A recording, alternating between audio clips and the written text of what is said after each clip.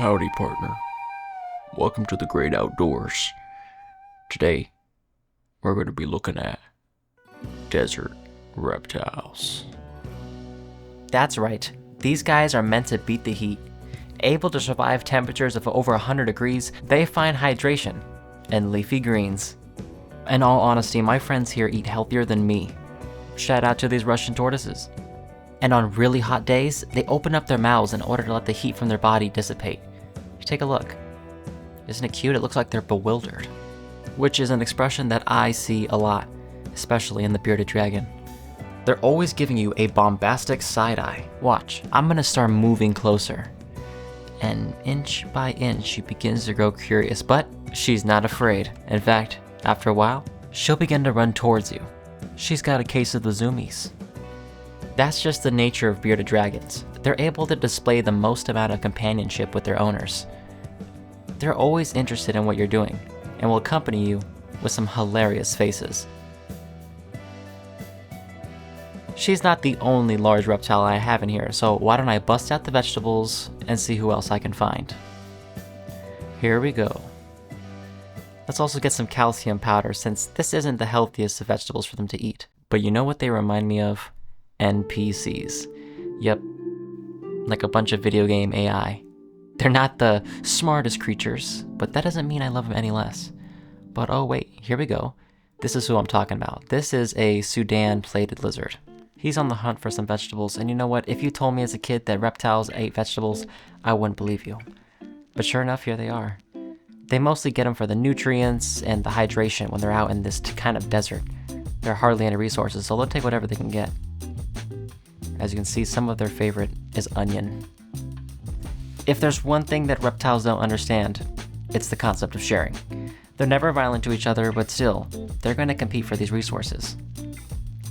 He's sad he couldn't get that carrot. For years, they lived with one another, and I actually kind of have a reputation at my local reptile shop. They're surprised that animals like this congregate and eat with one another as if they're in The Land Before Time or some other kind of kids movie. Blows my mind too. As you can see, they do have some etiquette. This bearded dragon is not trying to get too much in the way of the Sudan plated lizard. This is a form of mutual respect.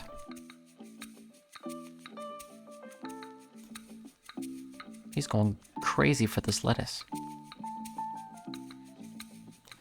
In a second, my Sudan plated lizard is about to get spooked. Yep, that's how easy it was. Just a little too close for comfort, and he's out. I'm gonna mix this up, make a nice salad. Let's check in on that lizard. Oh, he is not happy. That's alright, these tortoises sure are. And what's this? Yep, we have even more reptiles in here.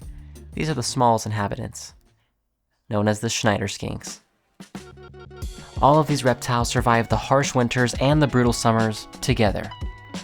Don't tell the other reptiles, but these guys are my favorite. They're fast and also incredibly intelligent. I would love to do a full video on these guys one day because they are my most personable lizard. I mean, look at him. He's coming right up to me. It's so cool because they're usually underground, and only if you look really closely will you be able to spot them. Truth be told though, they're usually found here, in the pot of this plant. I like to think of it as their home. Just because they can go deep underground doesn't mean that they're also not excellent climbers. Here, they're able to scale this entire tree. They're found all over the place. Sometimes, on a hot summer day, they're even bathing by the pool. Let's end on an examinatory note and take a good look at them. What I need from everyone in the audience is to think of some good names. If you have any suggestions, please let me know because I just call them by their animal name. Like I say, hey Sudan plated lizard, which I know is pretty lame. Or like now, I'd say, hey there uromastyx. It never ceases to amaze me how they're able to survive the great outdoors. These ones are from the Sahara Desert. And she is from Australia.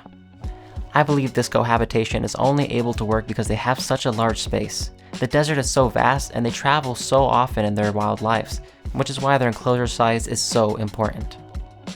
That about wraps it up for this video, everyone. I really appreciate you watching, and please comment, like, and subscribe for more.